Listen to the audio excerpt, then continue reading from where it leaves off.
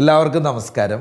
ഇന്ന് നമ്മൾ സംസാരിക്കുന്ന വിഷയം ഒരു മാനേജ്മെൻറ്റ് കൺസൾട്ടൻ്റ് എന്നുള്ള നിലയിൽ കഴിഞ്ഞൊരു 18 വർഷത്തോളമായി കൺസൾട്ടിങ് രംഗത്ത് പ്രവർത്തിക്കുന്നു. അപ്പോൾ ഈ റീറ്റെയിൽ ഷോറൂമുകളൊക്കെ നമ്മുടെ നാട്ടിൽ ഒരുപാട് വരുന്നു. വലിയ ഇൻവെസ്റ്റ്മെൻറ്റുകളൊക്കെ നടത്തിയിട്ടുള്ള ടെക്സ്റ്റൈൽ ഷോറൂമുകൾ, വലിയ റീറ്റെയിൽ സ്ഥാപനങ്ങൾ ധാരാളം വരുന്നുണ്ട്. ഞാനപ്പോൾ കൂടുതൽ റീറ്റെയിൽ ഷോറൂമിൻ്റെ ഒരു ആസ്പെക്റ്റിലാണ് ചർച്ച ചെയ്യുന്നത്. വലിയ ഇൻവെസ്റ്റ്മെൻറ്റുകളൊക്കെ നടത്തി റീറ്റെയിൽ ഷോറൂമുകൾ തുടങ്ങുന്നതിനേക്കാൾ മുമ്പ്, തുടങ്ങുക എന്ന് പറയുമ്പോൾ അതിൻ്റെ ഉദ്ഘാടനത്തിന് മുമ്പൊക്കെ ഒരു മാനേജ്മെൻറ്റ് കൺസൾട്ടൻറ്റിനെ അപ്പോയിൻറ്റ് ചെയ്യുകയാണെങ്കിൽ ഒരു പ്രസ്ഥാനത്തിന് ഉണ്ടാകാവുന്ന പ്രധാനപ്പെട്ട 10 ഗുണങ്ങൾ. കാരണം ഒരുപാട് പേര് ഇതേ അവസ്ഥയിൽ പോകുന്നുണ്ടോ. ഞാനിത് എടുത്തു പറയാനുള്ള കാരണം ഏതാണ്ട് 10-75 കോടി രൂപയോളം മുടക്കി തുടങ്ങിയ ഒരു പ്രസ്ഥാനം, ഒരു 5-6 മാസം മുമ്പ് തുടങ്ങിയ ഒരു സ്ഥാപനത്തിൻ്റെ കൺസൾട്ടൻസി അടുത്ത നാളിൽ ഏറ്റെടുത്ത് പ്രവർത്തിക്കുന്ന സമയത്ത് ഒരല്പം മുമ്പ് അവരിത് ചിന്തിച്ചിരുന്നെങ്കിൽ നമുക്ക് ഒരുപാട് കാര്യങ്ങൾ അവിടെ ഇതിലും മികച്ചതാക്കാൻ പറ്റുമായിരുന്നു എന്നുള്ള ചിന്തയുണ്ടാകുകയും അതിൽ നിന്നാണ് ഇത്തരം സാഹചര്യങ്ങളിലൂടെ കടന്നു പോകുന്ന ആളുകൾക്ക് ഒരു ഇൻസൈറ്റ് ആകുമെന്നുള്ളതുകൊണ്ട് ഇങ്ങനൊരു വിഷയം ചർച്ച ചെയ്യുന്നു. ഒരിക്കലും പാഡിൽ എന്ന് പറയുന്ന നമ്മുടെ കൺസൾട്ടിങ് ഫേമിനെ തന്നെ എടുക്കാമെന്ന് ഞാനിവിടെ ഉദ്ദേശിക്കുന്നില്ല. എങ്ങനെയായാലും ഒരു നല്ല മാനേജ്മെൻറ്റ് കൺസൾട്ടിങ് ഫേമിനെ നിങ്ങൾ അപ്പോയിൻറ്റ് ചെയ്താൽ ഉറപ്പായിട്ടും നിങ്ങൾക്ക് പ്രതീക്ഷിക്കാവുന്ന നേട്ടങ്ങളാണിത്. ഒന്നാമത്തെ കാര്യം strategic planning and market positioning. ഇത് വളരെ ഇമ്പോർട്ടൻ്റ് ആയിട്ടുള്ള കാര്യമാണ്. പ്രത്യേകിച്ച് മാർക്കറ്റ് റിസർച്ചിൻ്റെ ഭാഗം. പല ആളുകളും ഒരു മാർക്കറ്റ് റിസർച്ച് ഇല്ലാതെയാണ് ബിസിനസ് ചെയ്യുന്നത്. മാർക്കറ്റ് റിസർച്ചിൻ്റെ വാല്യൂ ഒന്നും നമ്മൾ തിരിച്ചറിയുന്നില്ല.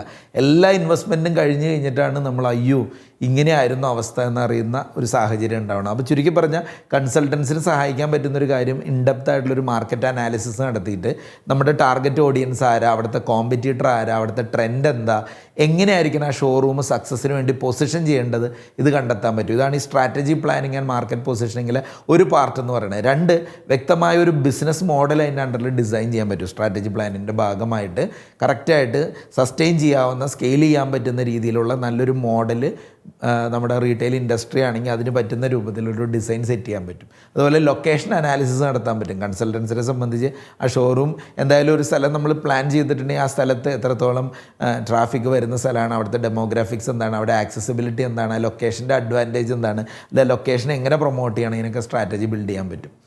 രണ്ടാമത്തെ ഒരു ഏരിയ എന്ന് പറയുന്നത് ഓപ്പറേഷണൽ എഫിഷ്യൻസി. ഓപ്പറേഷണൽ എഫിഷ്യൻസി വർദ്ധിപ്പിക്കാൻ ഏറ്റവും ബേസിക് ആയിട്ടുള്ള കാര്യമാണ് സ്റ്റോറിൻ്റെ ലേ ഔട്ട് ഒപ്റ്റിമൈസേഷൻ.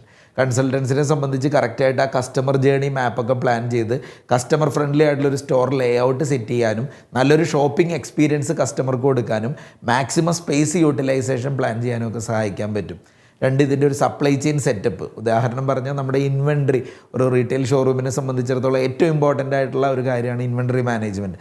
അതിന് സഹായകരമായ രൂപത്തിൽ അനാവശ്യമായ ഡെഡ് സ്റ്റോക്കൊന്നും വരാതെ സ്റ്റോക്ക് റൊട്ടേഷൻ നടക്കുന്ന, സ്റ്റോക്ക് റീപ്ലെനിഷ്മെൻറ്റ് സാധ്യമാവുന്ന, കോസ്റ്റ് റെഡ്യൂസ് ചെയ്യാൻ പറ്റുന്ന നല്ലൊരു സപ്ലൈ ചെയിൻ സെറ്റപ്പ് ക്രിയേറ്റ് ചെയ്യാൻ പറ്റും.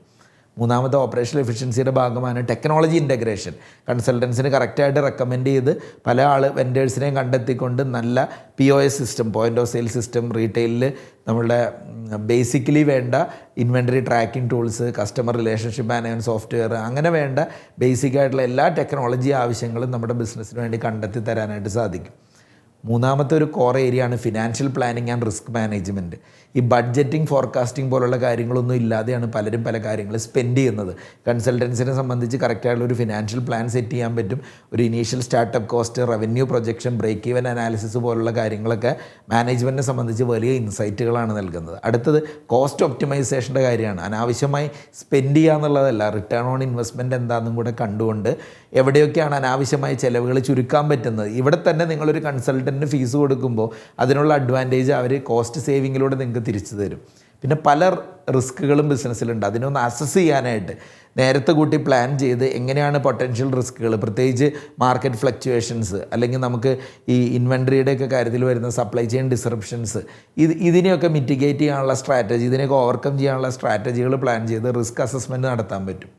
നാലാമത്തെ ഒരു കോർ ഏരിയയാണ് മാർക്കറ്റിംഗ് ആൻഡ് ബ്രാൻഡിങ് എന്ന് പറയുന്നത്. ഇപ്പോൾ ഒരു ബ്രാൻഡ് സ്ട്രാറ്റജി, ചിലപ്പോൾ ആ കൺസൾട്ടിങ് കമ്പനിക്ക് അതിൻ്റെ കോർ കോമ്പിറ്റൻസി ഇല്ലെങ്കിൽ തന്നെ ബ്രാൻഡ് സ്ട്രാറ്റജിസ്റ്റ് ആയിട്ടുള്ള ആളുകളെ എൻഗേജ് ചെയ്യാനോ അങ്ങനെയുള്ള ആളുകളെ കണ്ടെത്തി ബ്രാൻഡ് ഐഡൻറ്റിറ്റി, നമ്മുടെ സ്ഥാപനം നൽകുന്ന ഓരോ മെസ്സേജുകൾ, നമ്മുടെ പൊസിഷനിങ് എങ്ങനെയായിരിക്കണം, ഷോറൂമിനെ എങ്ങനെയായിരിക്കണം ആ കോമ്പറ്റീറ്റീവ് മാർക്കറ്റിൽ ഇനീഷ്യലി കൊണ്ടുവന്ന് പൊസിഷൻ ചെയ്യേണ്ടത്, ഇതിനൊക്കെ വ്യക്തമായ പ്ലാൻ സെറ്റ് ചെയ്യാൻ പറ്റും. അതുപോലെ പ്രീ ലോഞ്ച് ക്യാമ്പയിൻ, സ്ഥാപനം ലോഞ്ച് ചെയ്യണേക്കാൾ മുമ്പ് ചെയ്യേണ്ട ഒരു ആക്ടിവിറ്റി പ്ലാനർ സെറ്റ് ചെയ്ത് കറക്റ്റായിട്ട് പ്രീ ലോഞ്ച് ക്യാമ്പയിൻ സെറ്റ് ചെയ്യാൻ പറ്റും.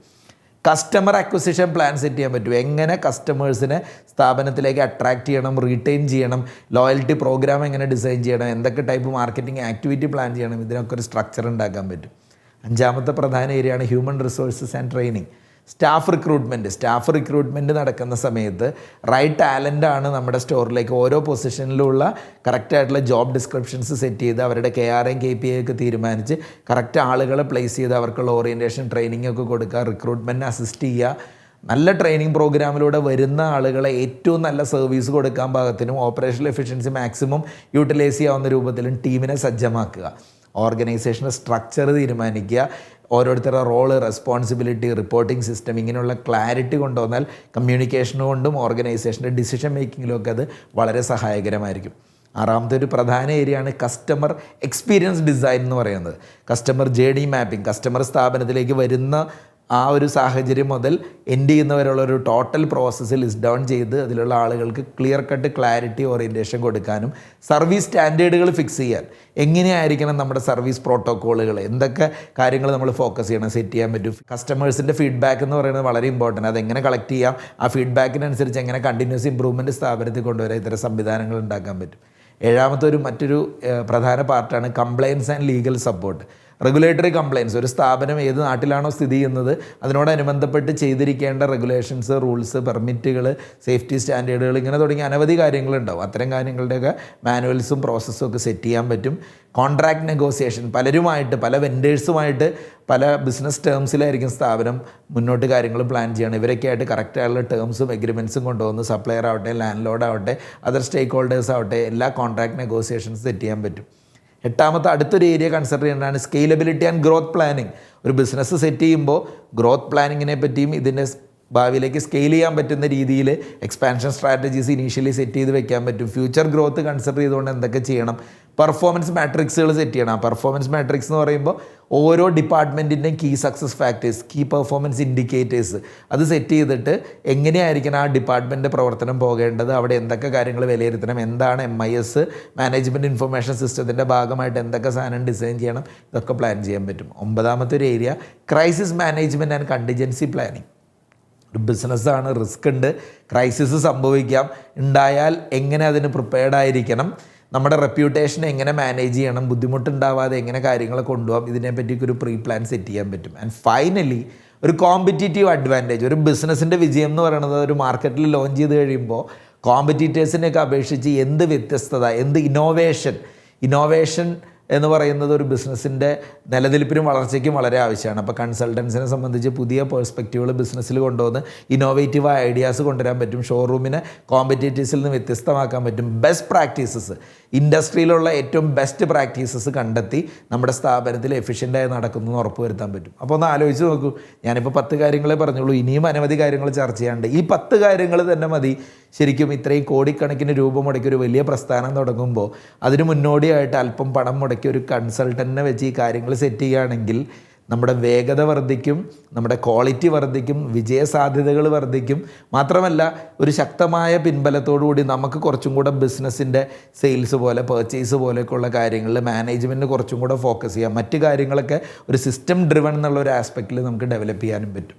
അതുകൊണ്ട് ദയവായിട്ട് ചിന്തിക്കുക, ഇനി അങ്ങോട്ടാണെങ്കിലും വലിയ ഷോറൂമുകൾ, വലിയ ഇൻവെസ്റ്റ്മെൻറ്റുകളൊക്കെ ചെയ്യുന്ന ബിസിനസ്സുകളിൽ ഇത്തരത്തിലുള്ള സംവിധാനങ്ങൾ, ഇങ്ങനെ മാനേജ്മെൻറ്റ് കൺസൾട്ടൻസിൻ്റെയൊക്കെ സപ്പോർട്ട് എടുക്കുകയാണെങ്കിൽ ബിസിനസ്സിൽ അത് തീർച്ചയായിട്ടും വിജയത്തിലേക്ക് എത്തിക്കുന്നതിന് വലിയൊരു സപ്പോർട്ട് തന്നെയായിരിക്കും. Thank you.